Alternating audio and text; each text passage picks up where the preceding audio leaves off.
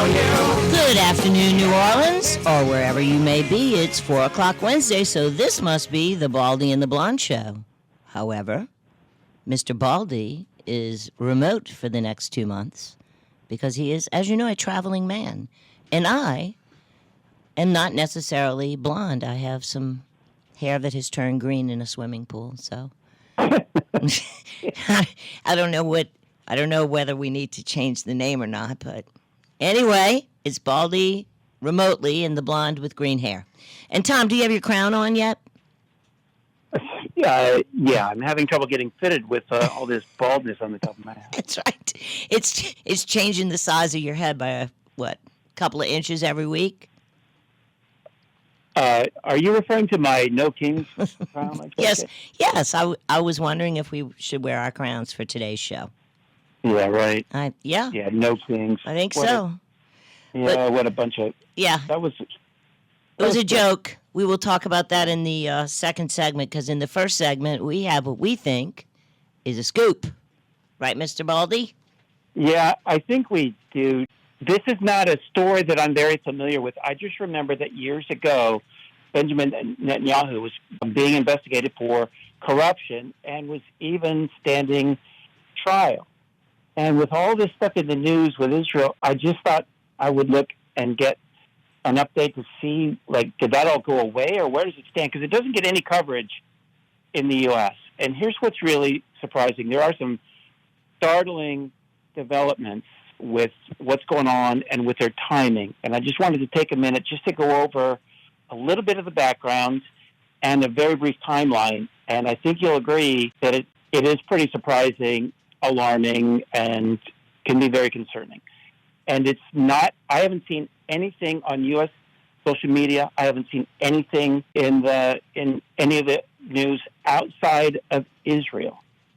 And here's the story. That's kind of weird that, we wouldn't see anything. But it's nothing. Very interesting. And just to set it up for the audience, what you have stumbled upon or researched and done a damn good job of is a possible motivation for Netanyahu jumping the gun.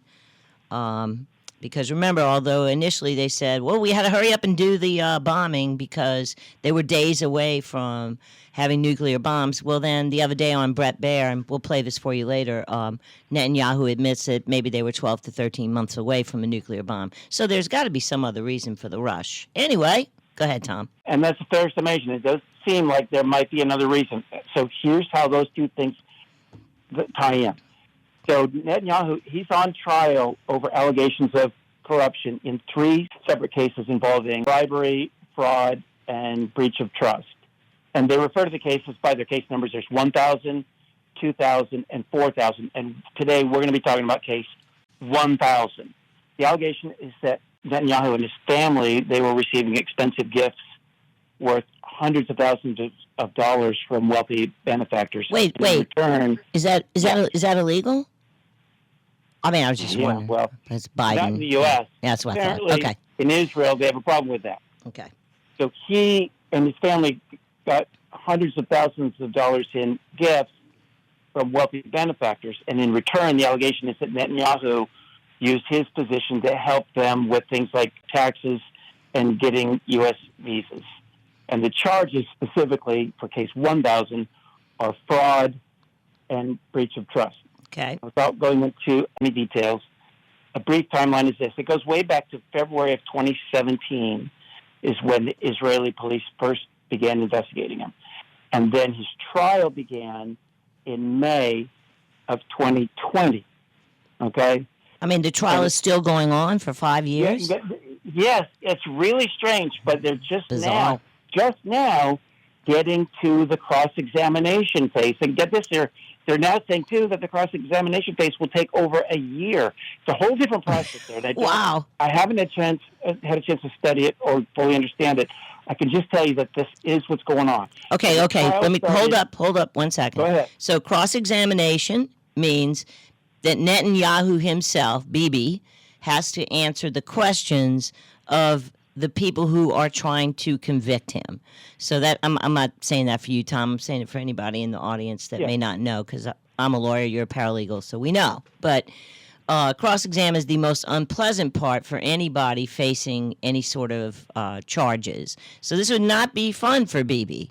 Bibi, where did you get the $1,000 ring that your wife is wearing? I'm just using that as an example. I have no information of what exactly the specifics are, but it's not a fun time for Bibi to be cross-examined. And when did the cross-examination start? Here's where it gets really interesting. Okay. After 5 long years of more than 5 years of this trial, since this trial started, the cross-examination started on June 3rd, and then it proceeded for a few days until on June 11th, get this, the trial session was canceled after Netanyahu asked for a delay due to his illness without providing further details. And then Illness. On June 11th, he asked for a delay because he was sick and he didn't explain himself. So he's been under cross-examination for a few days. Then on June 11th, he says, I'm too sick to continue. And then within, 24 or 36 hours, the bombing started, and now no more cross-examination. Okay, so he's sick, but he's not too sick because within 2 days of being too sick to answer the serious questions that no doubt were being posed to him by his opponents, the prosecutors, he became miraculously well enough to launch an attack on Iran during a very serious negotiation period, and in spite of the U.S.'s opposition to war. That's right out of the movie Wag the Dog. There it is, Wag the Dog. Exactly, Wag the Dog. It's a misdirection play, I guess you would say. Yeah. So in the movie Wag the Dog, the U.S. president was busted having an affair, and to distract from the affair, they started a fictitious war with the Albanians. Here, it's a real country with real people. And I'm not saying that there's not legitimate problems with Iran, and maybe one day an attack on Iran is advisable. I don't know. I don't have that kind of information. But it's just interesting with the timing that when it could have been postponed for a few months, it sounds like, or postponed forever. Yeah. It's interesting. The timing of this happened to coincide with these charges are now more than 8 years old. The trial's more than 5 years old, and suddenly he's under cross-examination, and bam, he is attacking Iran, and the questioning stops, the headlines stop, and nothing is ever, not a word about this in the U.S. Nothing. And Twitter, Tom found it social media, in the Jerusalem Post, right, Tom? Yeah, and a few other Israeli news sources. That's the only place I saw it. So nobody at Fox or Newsmax or any place, none of the left-wing or right-wing, or even if there is such a thing as middle-of-the-road media, has reported that Benjamin Netanyahu started cross-examination in a 5-year-old case on June 9th, and on June 11th he asked to be absent due to sickness, and 2 days later he is bombing Iran.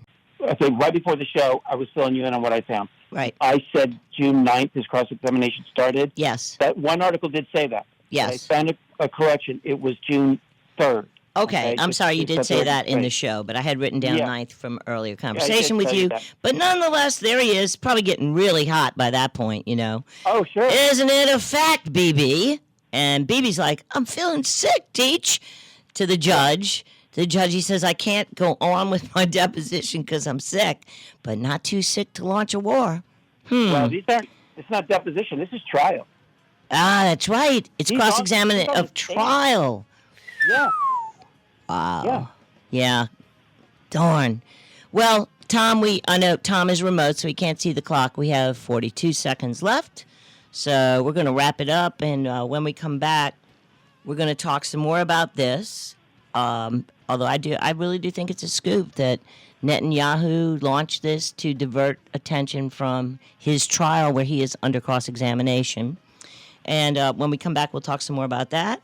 Because remember, he didn't just derail his trial, he derailed the American electorate's will, expressed overwhelmingly as an anti-war will by the electorate of America. So, we are derailed, and we will come back after the break with Baldy and the Blonde. Welcome back. This is Baldy and the Blonde here on every Wednesday at 4 o'clock.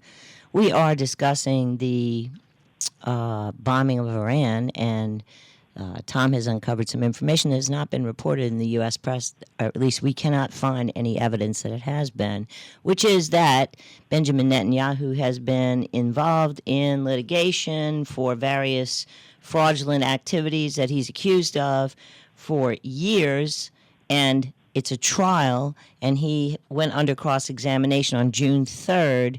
On June 11th, he told the judge, "Gee, I'm really sick. I can't continue this cross-examination." And 2 days later, he bombed Iran. Coincidence? Who knows? But it should be at least the subject of press coverage if we had press that cared about covering the facts. So, good job, Baldy and the Blonde. Thomas? Who needs press when you got Baldy and the Blonde? That's what I'm saying. What the heck? Here we are. We got full-time other jobs. But here you go. It appears to be, no pun intended, a possible bombshell. I got to say, on that note, it's pathetic. It's pathetic. You and I uncovered this and are reporting on it before it's been anywhere on. If you look it up, when I discovered this, I went looking for any mention of this in the U.S. news or even social media, any Twitter posts, any kind of post. There is nothing anywhere worldwide that I saw except coming out of Israel. And how can that be? Yeah, I have no idea. It doesn't make any sense. So, and it's not unusual that the press is lazy, and largely the reason they're called the Mockingbird media, several reasons, but one of them is that they just repeat what you give them. So a lot of news, with quotes around that word, is generated by press releases. Like, somebody sends a press release saying, the CIA today announced blah, blah, blah, blah, blah. And they will just repeat it. They don't look into anything. They don't lift a finger. They're blow drying their hair and putting their makeup on and reading the copy. So you see a lot more hard reporting from people who are citizen journalists, Yeah. or, opinion people like us, or, but we shouldn't. Anyway, it is being reported. The fact that Bibi has, the timeline I've repeated and that Tom has revealed, is being reported in the Jerusalem Post and other Israeli newspapers, but nowhere here. And I think it's pretty worthy of consideration. He may have an answer for it. Somebody may have an explanation. But right now it's out there and it's not being reported. That Bibi Netanyahu perhaps had, anyway, it's just an interesting thing. So. Well, yeah, the story here is not that he launched this war. No. It's not that. The story is, how come there's nobody questioning him about that? And, right? Like, or even just, not even questioning him, but just raising the question. Exactly. It should be something that's being covered, It definitely should. So it's not, and here we are. Here we are, breaking news, Baldy and the Blonde, that Bibi Netanyahu perhaps had a timing issue that no one else is aware of with regard to the timing of the bombing. Is that it, essentially? Yeah. Yeah. So let's maybe go ahead. Maybe there's no there, but maybe we don't know unless the question is asked, and that hasn't been asked yet. No, it hasn't. Somebody needs to ask it. And Brett Baer had him on Fox on Sunday, June 15th, 2 days after the bombing started, and several days after the his trial testimony was interrupted at his request due to alleged sickness. And Brett Baer, who's probably got, I don't know, $1 million budget. What am I saying? He probably has a $10 million budget to have investigators and little minions working for him to dig up everything, and he didn't ask it. Why not? Anyway. You probably didn't know. Well, isn't that pathetic? So here's the clip from Bibi Netanyahu, Sunday, June 15th on Fox News, being interviewed by Brett Baer. And this is his discussion about why he needed to bomb now, because, as you've heard on the news, well, they were about to have the bomb, which is a, highly disputed, or it has been in the past, whether or not they were ready to have a nuclear bomb. And he definitely backs off of what we've been told. And you can listen for yourself. Here we go. And that is clip number 23. I just want to press you on the intel on the nuclear part. Less than 2 months ago, the new director of national intelligence, Tulsi Gabbard, testified on Capitol Hill saying that everything had been suspended since 2003 and had not restarted, that the nuclear program had not been restarted by the Iranians. So did something change from end of March until this week? Was the U.S. intel wrong?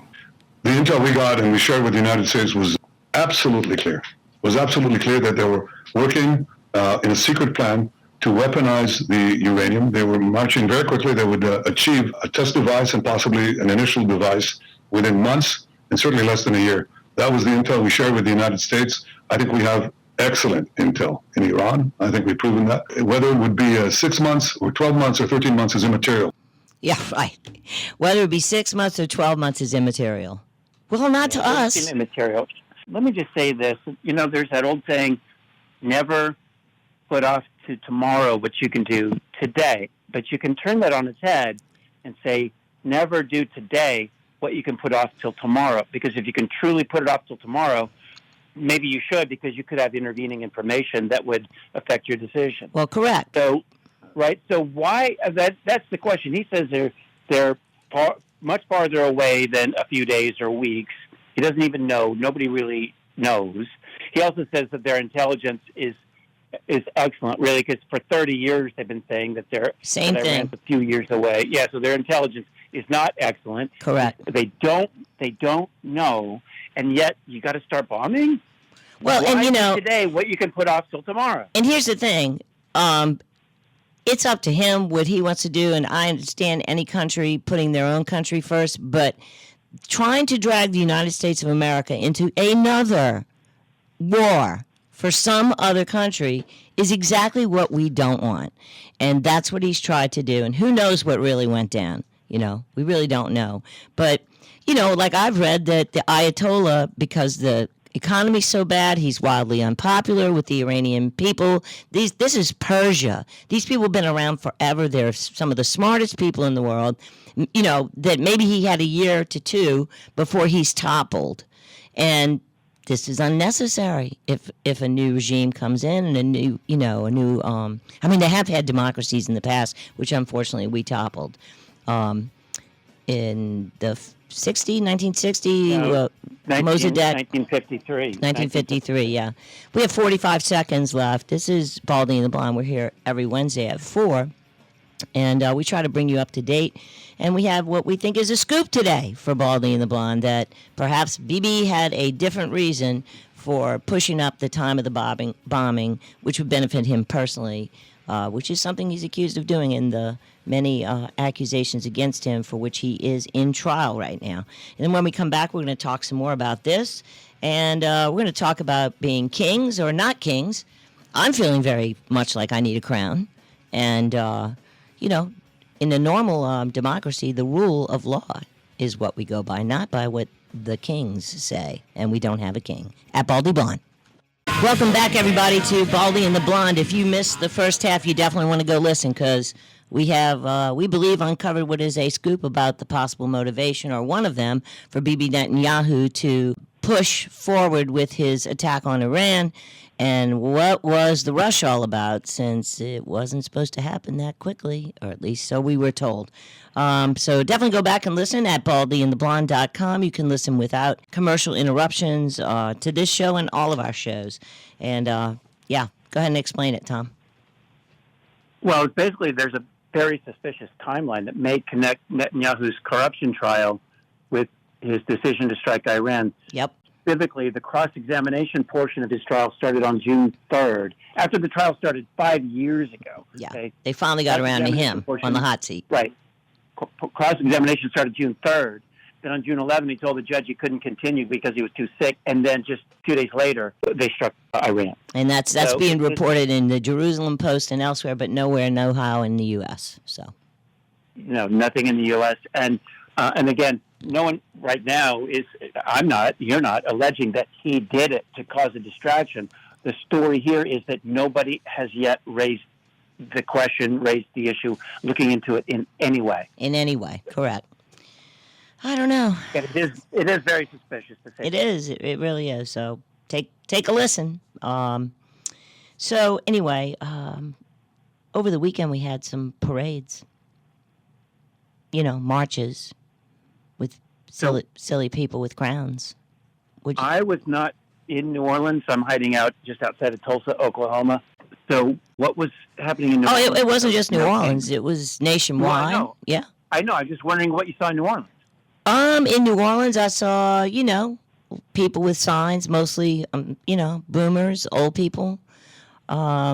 Seems like our generation is can't die fast enough. Just kidding. Like what kind of numbers are you talking about in New Orleans? I don't know. Look, I mean, it's hard to say. Maybe 1,000. I'm really not sure. Yeah. Okay. And signs about no kings. They're against the deportation of illegal immigrants, and to my knowledge, that position that they have is actually the position of the person opposed to democracy, because our immigration laws are called laws because they were enacted by Congress, the representatives of the people, per the democratic process. And those that don't like the law, the hippies in the street, are calling it king-like to enforce the law. Now, in reality, it's the king who can ignore the law, and that's what they're advocating.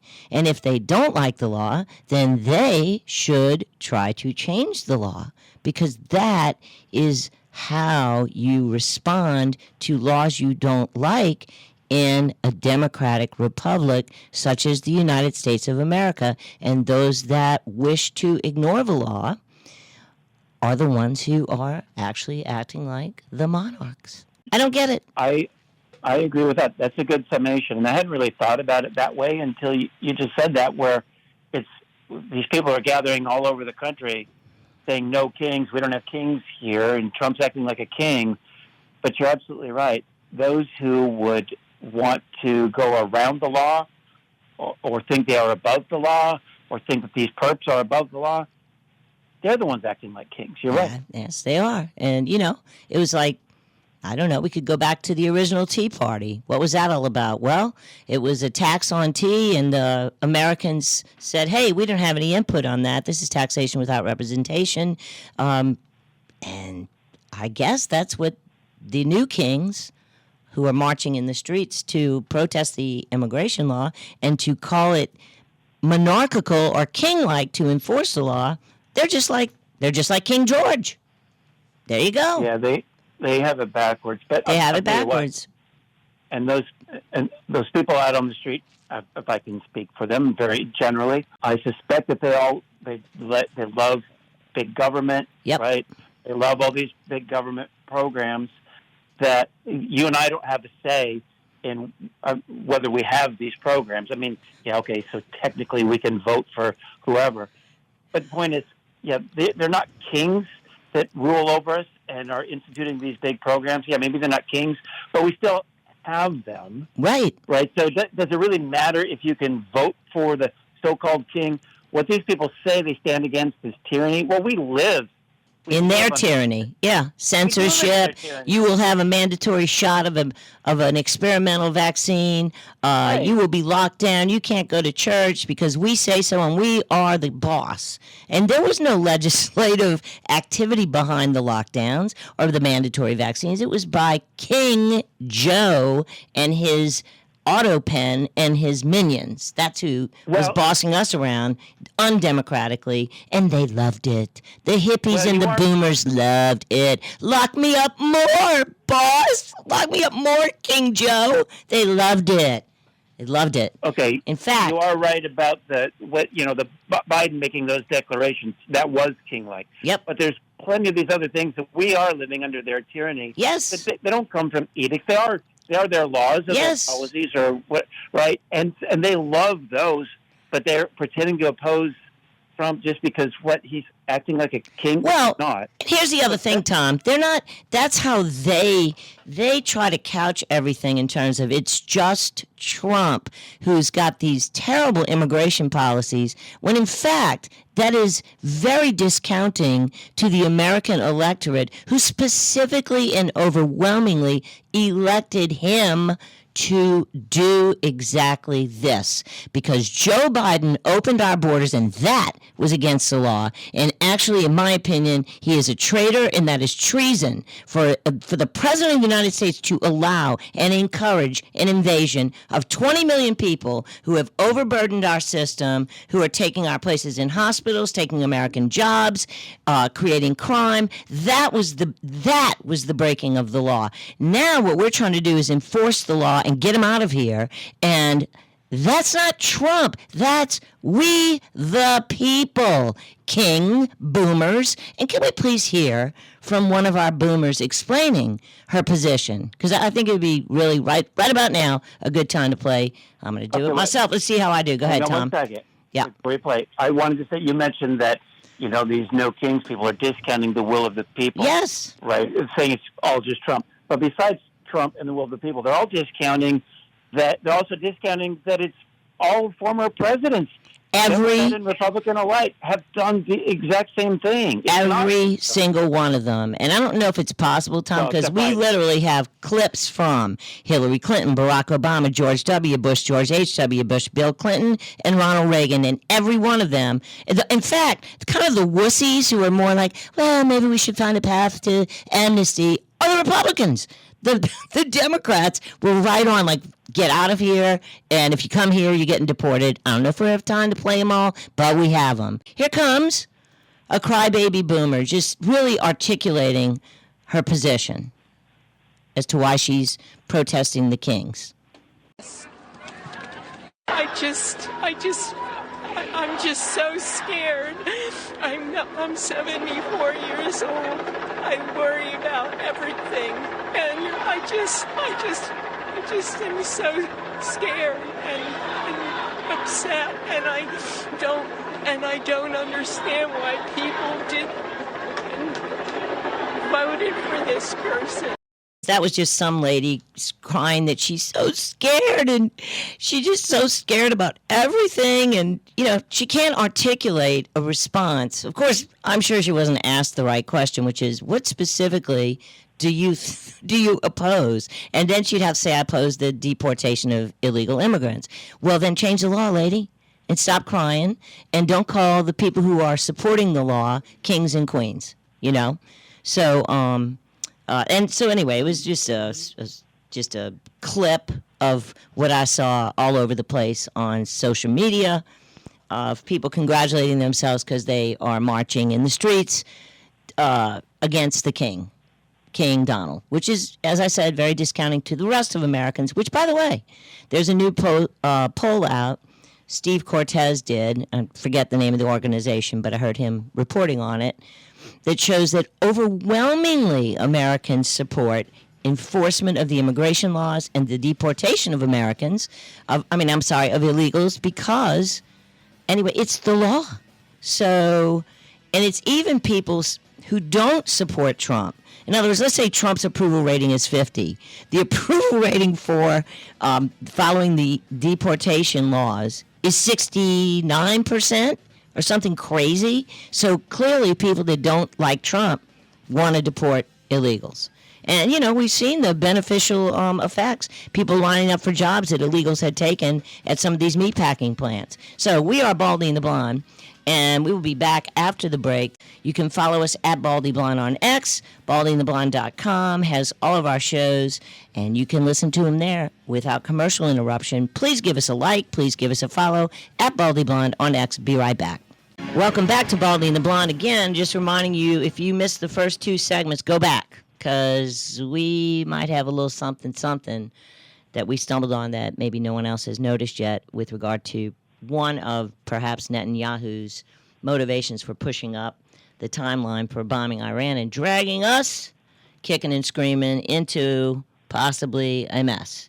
Anyway, so we have moved on now, and we're talking about the fact that we have some election interference as a result, some of it directly as a result. We also have some Social Security interference as a result of the invasion of our country encouraged by Democrats and kings everywhere, little people wearing their crowns.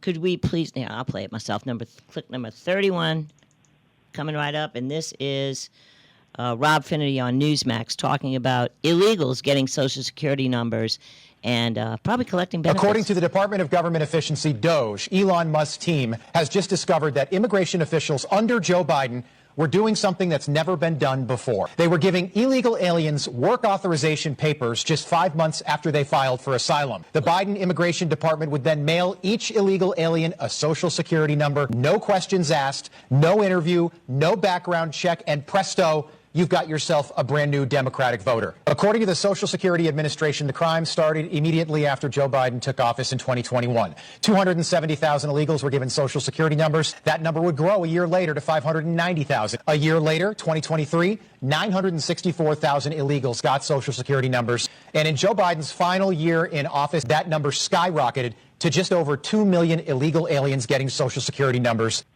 According to the Department of... What could go wrong, I ask you? All of these people with Social Security numbers collecting benefits they didn't pay for, voting, and again, that's election fraud and interference, and Joe Biden should be in jail, along with all of the other Autopen accessories to the crime of allowing an invasion of the country, and I do not know how in the hell he got away with that. But, hey, he was a king. And as we always ask, where are the indictments? No indictments. Where are they? Pam Bondi, where are you? You know, what is going Trump, on? what's the hell? We need some. We have to have accountability in this country. It's what we voted for. We voted for accountability, no war, the end of the endless abuse of Americans by politicians, and it's time to see something happen. And, you know, there's also been, just yesterday, John Solomon of Just the News broke a story about a Chinese voting scandal where they were accessing mail-in ballots. And, you know, how dare us object to the 2020 election, which was insane, okay? And that was considered to be, I don't know, a crime. So, you know, it's time for some accountability. We need, thank God for Chuck Grassley. What is he, 95? And he's the only one up there doing anything, demanding that the FBI turn over to him various documents showing, I don't know, the more illegal cover-ups by Christopher Wray. What was that topic about, Tom? What is Grassley looking for? You know what? I did not read his letter. It was a long, convoluted letter. And Yeah, I wasn't going to go by the letter. I was just looking for, I had a little summary of it. It's just ridiculous what we have to put. Here it is. In a letter to FBI Director Kash Patel, Senator 100-year-old Grassley asked for documents related to China's interference in the 2020 election. The information disclosed by Patel confirms that the Chinese Communist Party mass-produced fake driver's licenses to obtain absentee ballots to vote for King Joe, the dementia, Autopen Biden. So there you go. And, you know, one of the things, too, that well, of course, you know, Biden was getting tons of money in consulting fees from the Communist Chinese Party. So was Blinken, his chairman of the Penn Biden Center, which, by the way, was where Biden had all of his illegal documents stowed, for which he did not get indicted. And I'm just sick of it. Sick of it. But anyway, we're the kings because we want rule of law, so we're the kings. So we're going to roll with some of our sound clips to show Democrats demanding that the immigration laws be enforced. I have them of the Republicans too, but we're just not going to have time to play them all. So we will start with the dementia king. I'm going to go that way, Tom. Start with Joe. Let's see. He is number 11. This is Joe saying what he thinks about sanctuary cities. Would in you allow 2007. these cities to ignore the federal law regarding the reporting of illegal immigrants and, in fact, provide sanctuary to these immigrants? The reason that cities ignore the federal law is the fact that there is no funding at the federal level to provide for the kind of enforcement at the federal level you need. Part of the problem is you have to have a federal government that can enforce laws. Yeah. This administration has been fundamentally derelict in not funding any of the requirements that are needed even to enforce the existing law. Senator Biden, yes or no, would you allow the cities to ignore the federal law? No. Right. I mean, okay. But I guess, I don't know, the kings don't, the no kings people don't know about any of this, I guess. And here's Hillary in 2008. Here we go. I think we got to have tough conditions. Oh, yeah. Tell people to come out of the shadows. If they've committed a crime, deport them. No questions asked, they're gone. Yep. If they've been working and are law-abiding, we should say, here are the conditions for you staying. You have to pay a stiff fine because you came here illegally. You have to pay back taxes. You have to try to learn English. And you have to wait in line. And listen to all the No Kings fans shouting their approval. It goes to show you they really, literally, they just do whatever the bosses tell them to do. I have no other explanation. And here's Bill Clinton.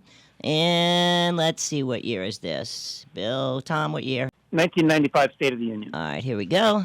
All Americans are rightly disturbed by the large numbers of illegal aliens entering our country. Not the public king. service they use impose burdens on our taxpayers. That's why our administration has moved aggressively to secure our borders more by hiring a record number of new border guards, by deporting twice as many criminal aliens as ever before. There you go.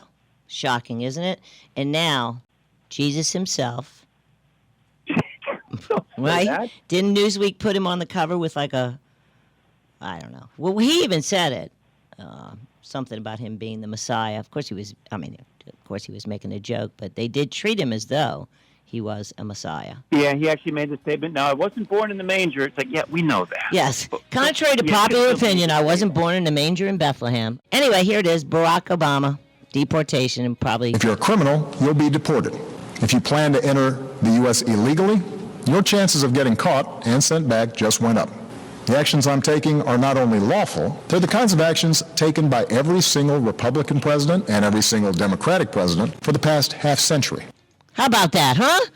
But we're the kings. Hey, come on, folks. This is Baldy and the Blonde. Check us out at baldyandtheblonde.com. No commercials. All the old shows are there. Bye.